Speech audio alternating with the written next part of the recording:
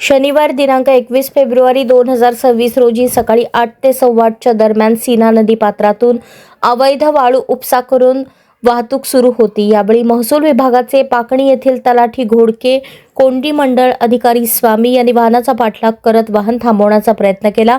यावेळी अवैधरित्या वाळूची वाहतूक करणाऱ्या ट्रॅक्टर चालकाने तलाठी व मंडळ अधिकारी यांच्या अंगावर ट्रॅक्टर घालण्याचा प्रयत्न केला।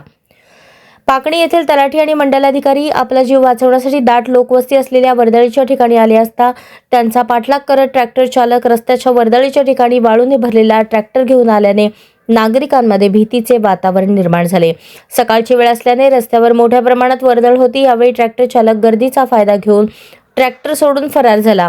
संबंधित तालुका पोलीस स्टेशन येथे अमर हरिदास गुंड राहणार शिवणी याच्या विरुद्ध गुन्हा दाखल करण्यात आला आहे।